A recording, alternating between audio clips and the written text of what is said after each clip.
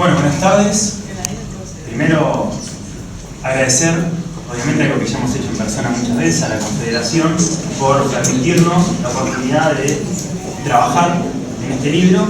Fueron 9 meses de muchas horas, de mucho trabajo, de muchas horas de biblioteca, de muchas horas de archivo, de muchas horas entre papeles viejos, muchísimos, en el depósito de cofre, arriba, allá, en diferentes sindicatos, donde logramos,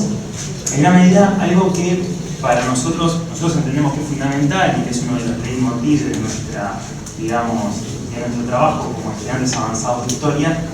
que parte de la comprensión de que el pasado y la memoria y la historia son campos en disputa.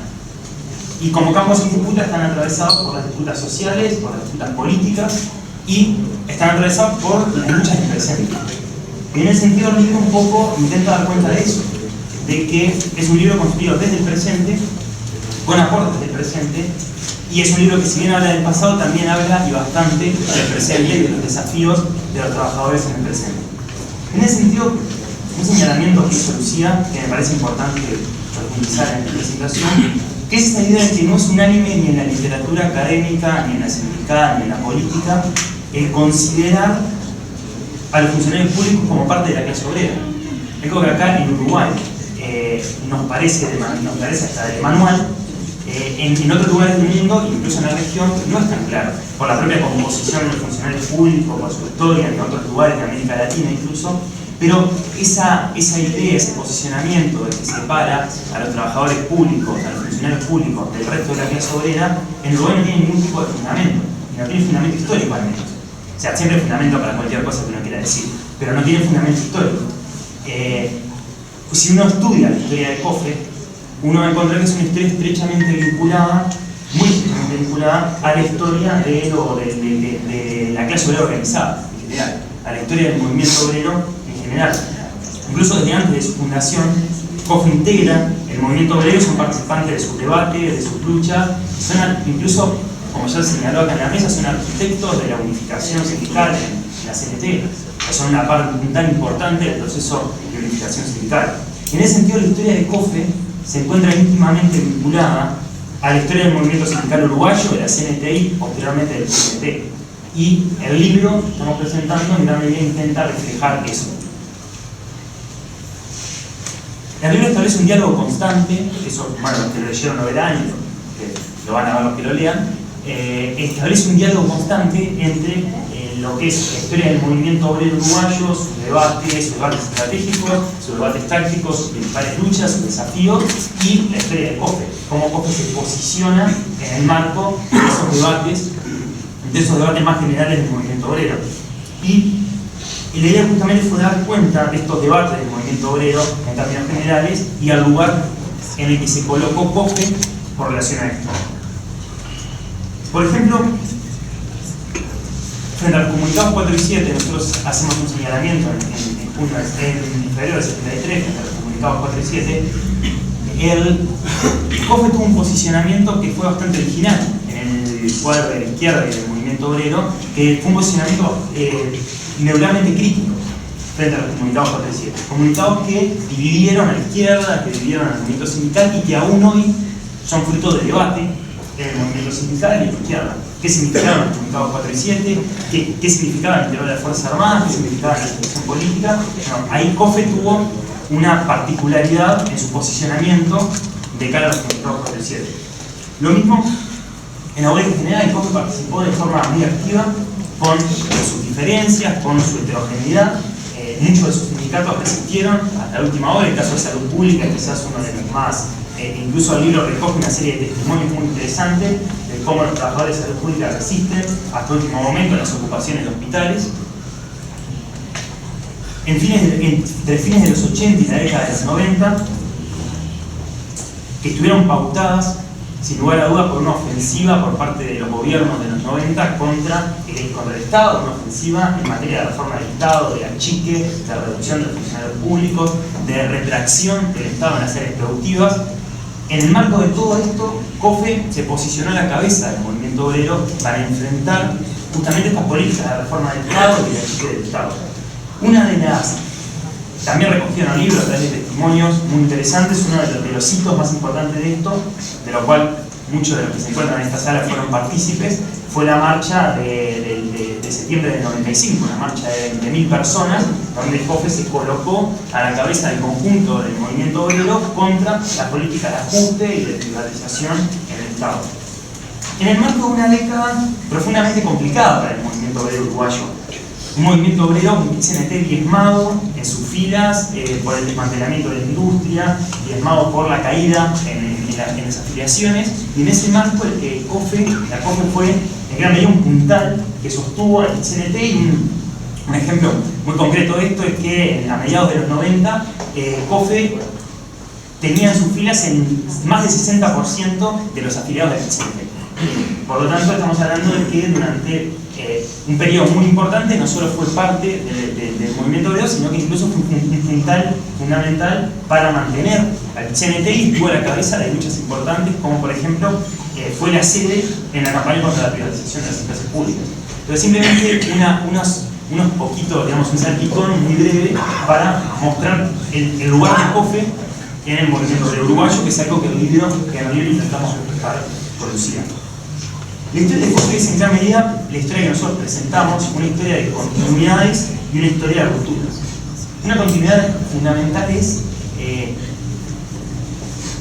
una que tiene que ver con el lugar que ocupa COFE con relación al Estado, con el lugar que ocupan los trabajadores públicos con relación al Estado. El Estado es su patrón y su interlocutor, y por lo tanto los trabajadores públicos han encontrado a lo largo de su historia los puntos más altos de sus luchas en el marco de la lucha presupuestal, en el marco de la rendición de cuentas. Por eso el libro señala de forma bastante concreta, hace como un seguimiento casi anual de todas las rendiciones de cuentas y todas las luchas presupuestales, porque esos han sido los puntos más altos, por lo menos así lo hemos visto nosotros, han sido los puntos más altos de la lucha de los sindicatos de la explotación. Cambios han habido muchísimos. La COFE sufrió, como todo organismo vivo, durante medio siglo, un proceso de transformaciones muy importantes. Cambios generacionales, evidentemente, de la salida de la dictadura es uno de los más importantes, la incorporación de jóvenes dirigentes a sus filas, y luego la amalgama que se produce con el retorno del exilio y de la prisión de los viejos dirigentes, cambios en los sindicatos que lo integran. Evidentemente, COFE como un gran paraguas ha sufrido un montón tanto de sindicatos que han salido como un montón de sindicatos que han entrado a la Confederación desde la salida de la dictadura hasta ahora, pero también cambia su composición social. Desde la salida de la dictadura, en la década de los 90 hasta ahora, la propia Confederación sufrió una transformación importante en su composición social, que tiene que ver también con el proceso de las tercerizaciones, de las privatizaciones, del desmantelamiento del aparato productivo del Estado, que llevó en gran medida que COFE se haya transformado sobre todo en un sindicato que nuclea principalmente a la administración central y hacia los sindicatos de salud pública, pero que inicialmente nucleaba a los sectores de limpieza, de seguridad, a los sectores vinculados a los oficios, a la producción en el marco del Estado, algo que como resultado de las transformaciones económicas y sociales del país, también el sindicato refleja esas transformaciones. Señalar que nosotros, algo que ya dijo Lu, me parece fundamental, es que nosotros no hacemos este libro solo como historiadores, sino que lo hacemos también como militantes.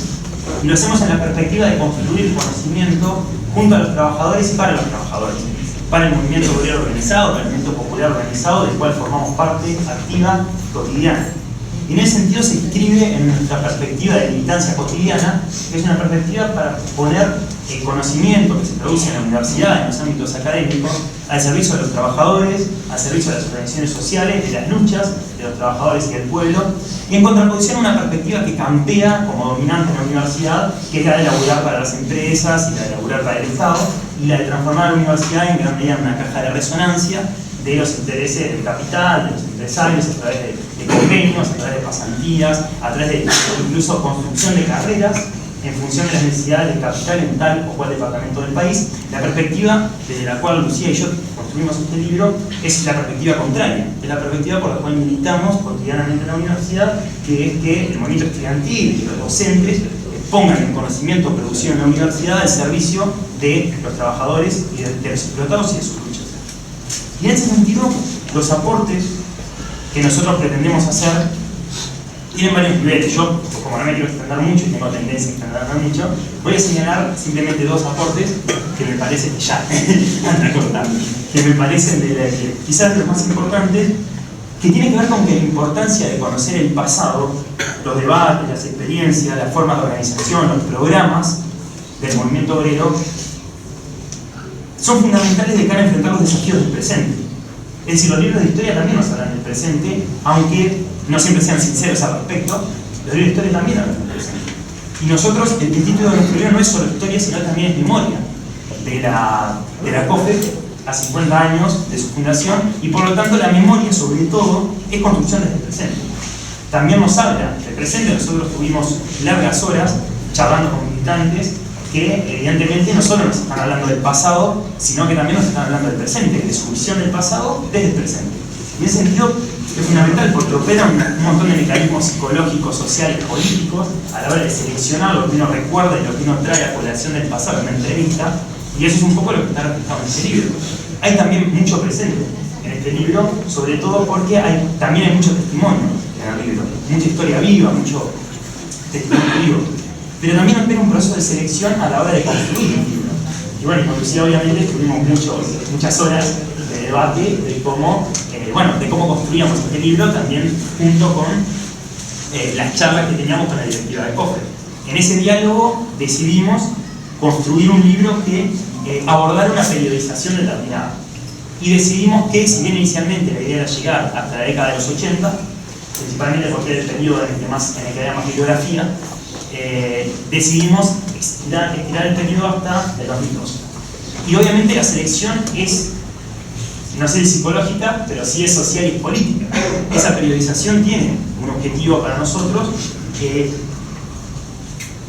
y significó encargar una serie de desafíos muy importantes, porque como señalaba Rodolfo, en los 90, al principio de los 2000, no existe historiografía, o sea, no existe, es un campo casi virgen de la historiografía. No existe casi bibliografía en los 90 sobre cómo el movimiento obrero enfrenta la reforma del Estado, del Estado, etc. Y en lo que tiene que ver con la crisis del 2002, directamente no existe. Ahí sí, desde el campo de la politología, de la sociología, algo tampoco hay, es un campo absolutamente virgen, la crisis del 2002, desde el punto de vista académico, en lo que tiene que ver con cómo se posiciona el movimiento obrero. La crisis está muy estudiada desde el punto de vista económico, social, sus consecuencias, pero los debates en el movimiento obrero, los debates de estrategia, el posicionamiento del movimiento obrero y sus diferentes sindicatos, bueno, aún es un campo bastante virgen. En ese sentido, el libro intenta aportar un poco, un granito,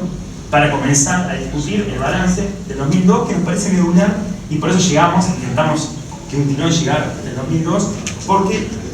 la forma en la que el COFE, el movimiento sindical, atraviesa la crisis del 2002, condicionó toda la etapa siguiente que se abre a partir del 2004. Condiciona la vinculación con el Estado, la vinculación con el gobierno, los debates, incluso al interior del movimiento obrero. Y voy a cerrar con la última idea. Voy a cerrar con esta última idea, que es un poco haciendo hincapié en que los trabajadores enfrentamos en el presente desafíos similares a los del pasado. Y por eso esta idea que con Lu hemos señalado de que el libro también nos habla del presente. Existe una continuidad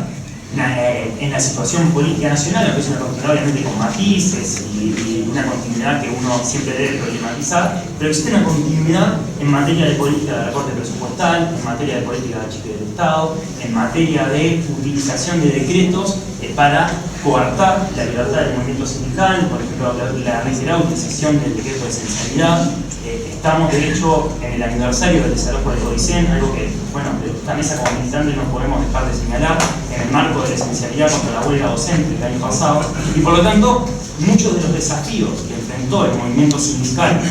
a lo largo de su historia, y la en particular en estos 50 años, evidentemente están aún planteados en el presente, y por lo tanto, los trabajadores públicos tienen medio siglo, al menos, obviamente mucho más, porque los sindicatos públicos se empiezan a organizar con la fundación de COFE, tienen al menos medio siglo de enseñanza, de debate, para enfrentar estos desafíos del presente. Lucía y yo intentamos aportar a estas luchas y estos debates del presente, a los debates de tareas estratégicas del movimiento obrero, la lucha contra la explotación y la opresión de la mayoría por una minoría cada vez más reducida, Y en esta lucha no solo intentamos aportar desde el punto de vista académico, sino que también lo hacemos como militantes, y también y sobre todo en esas dimensiones que estamos acá en esta mesa, y es que escribimos este libro. Así que bueno, esperamos que este libro aporte esa perspectiva, al menos que aporte algo, que sirva por lo menos para abrir debates, para problematizar los problemas del movimiento obrero, que aporte, sí nos interesaba aportar a la academia, pero nos interesa sobre todo aportar un poco de su historia construida de forma cooperativa a los verdaderos constructores de la historia, que son los trabajadores y los trabajadores organizados. Muchas gracias. Muchas gracias,